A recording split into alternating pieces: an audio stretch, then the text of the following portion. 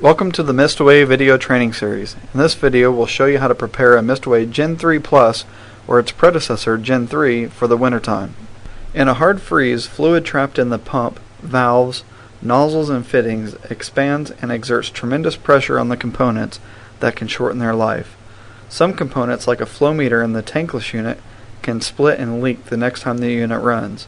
So you absolutely need to winterize the systems if you live in a part of the country where the mercury routinely drops below freezing more than a couple of times per year or stays that way more than a day. Actually, it's a good idea to perform these steps no matter where they are. The systems have a hard life. They are constantly filled with dilute insecticide that is chemically aggressive and is filled with suspended solids whose apparent purpose in life is to clog filters.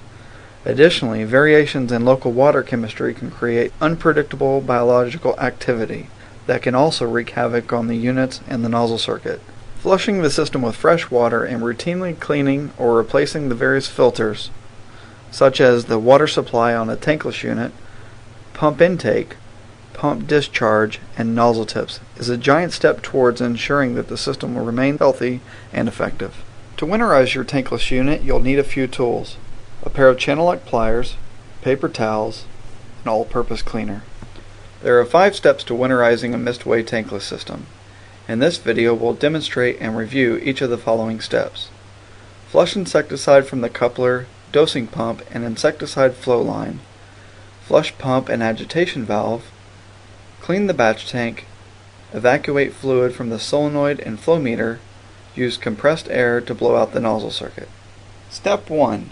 Flush insecticide from the coupler, dosing pump, and insecticide flow line. First, we'll remove the insecticide bottle from the unit and set it aside.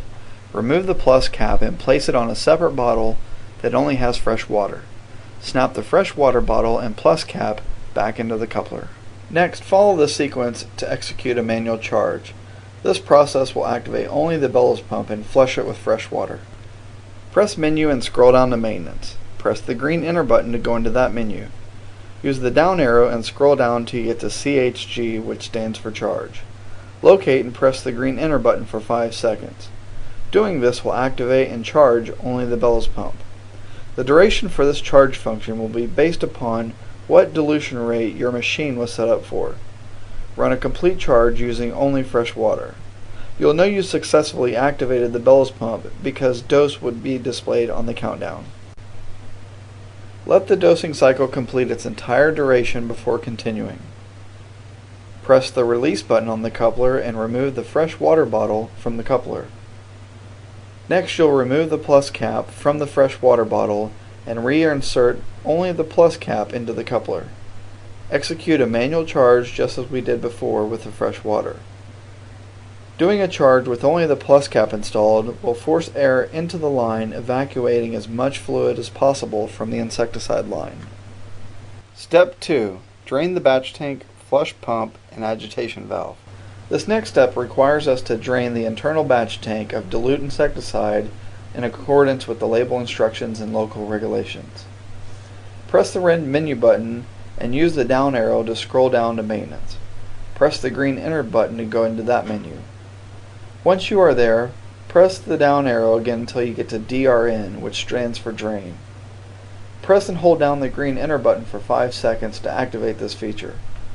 The system will then turn on and begin the draining process. When the tank is empty, you'll hear a pump sucking air. At this point, press the red button and stop the system.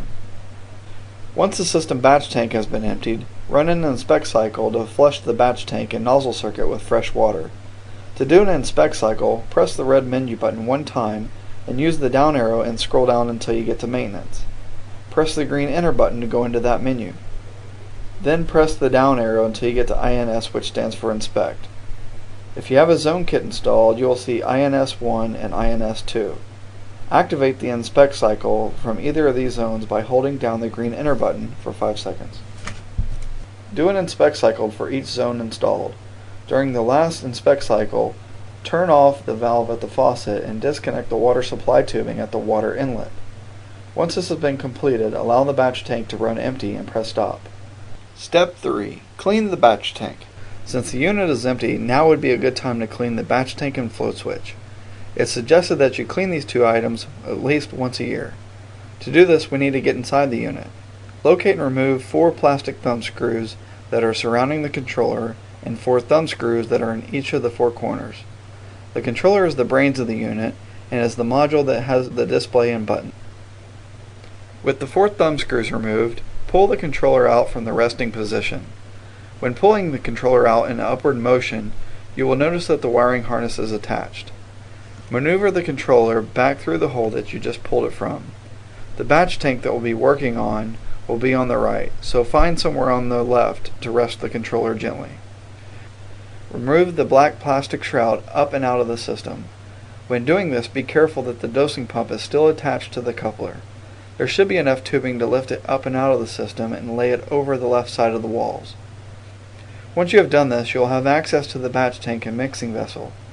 If more cleaning is involved, or you need more room to work with, simply remove the side walls. You can do this by locating 9 Phillips screws in the back and at the base of the unit. Now that you have access to the batch tank, locate the float switch and use your channel lock pliers to remove the nut on top of the switch. Disconnect the wiring from the harness. Slide the float switch towards you and away from the internal batch tank. Use your cleaning solution and wipe off all parts of the float switch.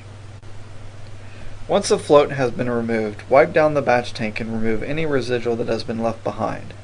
Since we're finished working inside the unit, we can reinsert the float switch. Position the float switch back into the same harness in which it was removed. Reconnect the wires and tighten down the nut with your channel lock pliers. Next, remove the suction strainer from the bottom of the 1/2 inch white PEX pipe. Use a water hose to wash off any debris and reinsert it back onto the pipe. Now that we're finished working inside the unit, we can reinsert the control module back into the system. Flip the module over to expose the backside and locate and match each of the color-coded wiring harnesses.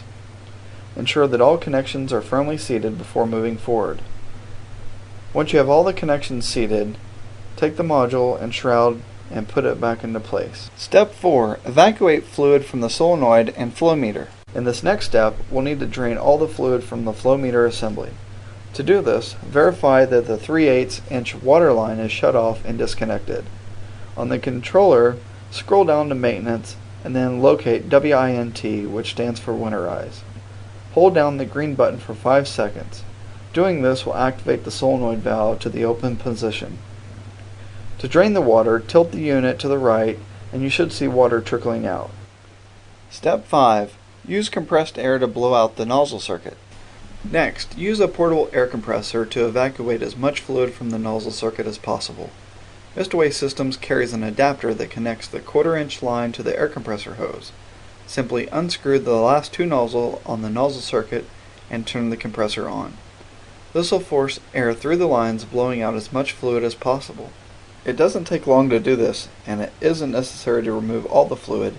However, keep in mind the more fluid removed, the less likely something is going to go wrong during a hard freeze. The winterizing process should not take any longer than 20 minutes when adding on to routine service calls.